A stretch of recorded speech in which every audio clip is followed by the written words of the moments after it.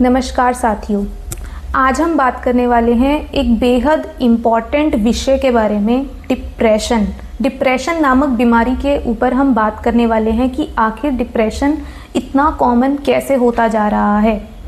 दोस्तों, मेरी ओपीडी में रोज़ ऐसे केसेस आते हैं जिनमें से कुछ पेशेंट्स हमेशा डिप्रेशन के ही होते हैं। लोग 15-15, 20-20 सालों से डिप्रेशन की मेडिसिन खा रहे हैं, पर कुछ इलाज उनका हो नहीं पा रहा है। उनके सिम्टम्स के अंदर कोई गिरावट ऐसा महसूस हो नहीं करते हैं।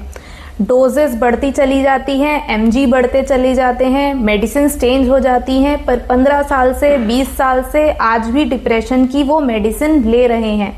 तो ऐसे में ये बहुत ज़रूरी सवाल पैदा होता है ये सोचने वाला कि क्या डिप्रेशन टैबलेट्स के माध्यम से ठीक होगा या डिप्रेशन का इलाज सिर्फ और सिर्फ टैबलेट्स में ही है। तो दोस्तों, देखते हैं आयुर्वेद क्या कहता है इस विषय के बारे में, आयुर्वेद की क्या सोच है। हम जब भी अपने लाइफस्टाइल के अंदर गौर डालें तो हम देखते हैं हम कुछ इस तरीके की एक्टिविटीज़ करते हैं जो गलत हैं, जैसे कि जिसे आयुर्वेद में टर्म दी गई है प्रज्ञा अपराध। प्रज्ञा अपराध हम लोग हमेशा करते हैं।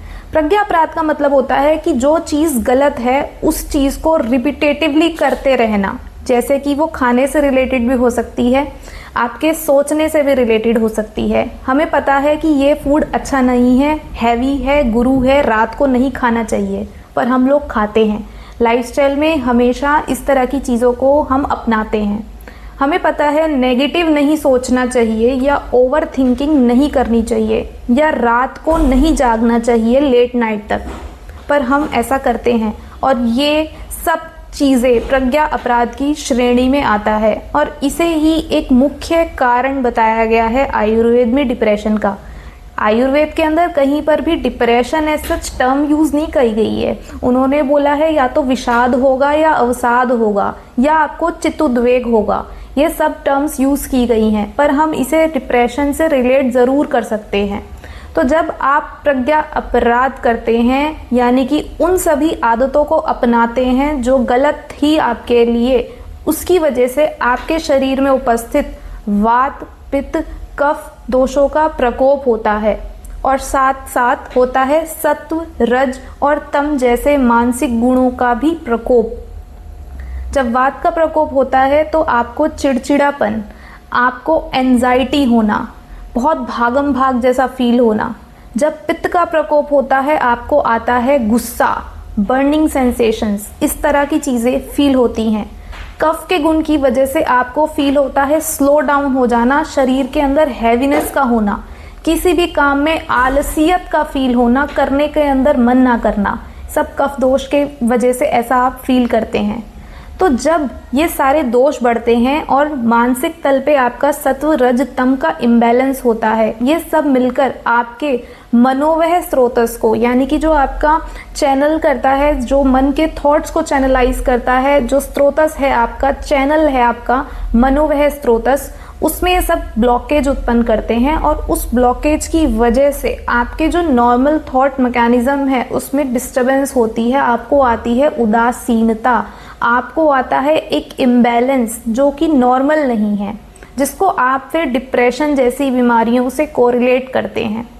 तो दोस्तों, क्या उपाय किए जा सकते हैं, ये बहुत ज़्यादा इम्पॉर्टेंट है। अगर आपके आसपास आपको कोई ऐसा व्यक्ति दिखता है जो अभी एंटी डिप्रेसेंट्स को शुरू कर चुका है या लेने की सोच रहा है, तो आप एक बार के लिए इस वीडियो को उन तक शेयर ज़रूर कीजिएगा।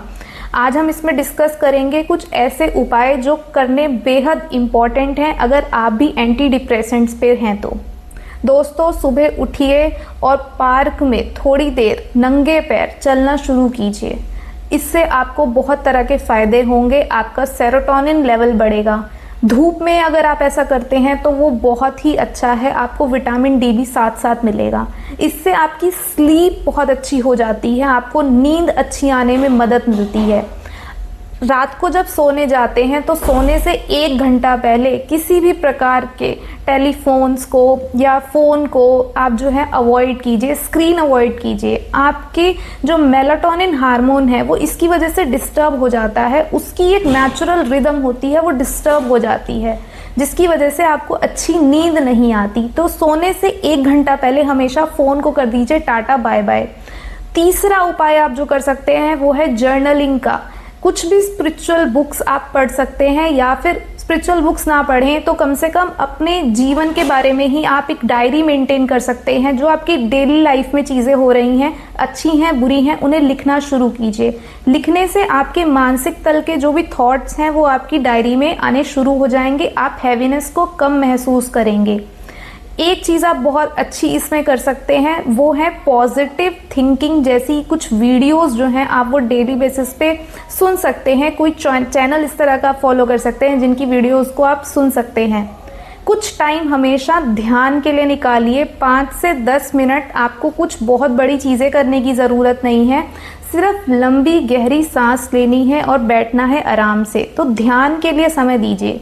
कुछ योग आसन बहुत फायदेमंद इसमें देखे गए हैं, जैसे कि शव आसन है आपका, बल आसन है, या सिंपली सुखासन है। ऐसे आसनों में जब आप सुबह बैठते हैं तो आपको उससे बहुत अच्छा फायदा मिलता है। दोस्तों, खाने पीने की बात करें तो जंक फूड को बिल्कुल अवॉइड कर दीजिए। कैफीन का सेवन अगर आप करते हैं, चाय कॉफ़ी का बहुत ज़्यादा सेवन अगर करते हैं तो उसको थोड़ा कम कर दीजिए। ये भी थोड़ा डिस्टर्ब करता है, हमारे फूड के अकॉर्डिंगली ठीक नहीं है डिप्रेशन के लिए ये, तो आप उसको थोड़ा कम कर दीजिए।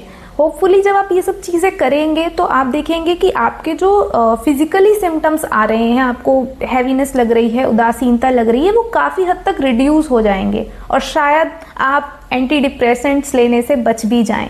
तो दोस्तों, अगर आपके आसपास कोई ऐसा व्यक्ति है जो डिप्रेशन से पीड़ित है या डिप्रेशन की दवाइयों को ले रहा है तो आप उस तक इस वीडियो को ज़रूर पहुंचाएं। और कभी कभी डिप्रेशन जो है वो सीवियर भी हो जाता है, ऐसे में हमें कुछ आयुर्वेदिक मेडिसिन का भी यूज़ करना होता है, कुछ औषधियाँ भी देनी पड़ती हैं पेशेंट को। तो ऐसे में अपने नज़दीकी वैद्य से ज़रूर मिले।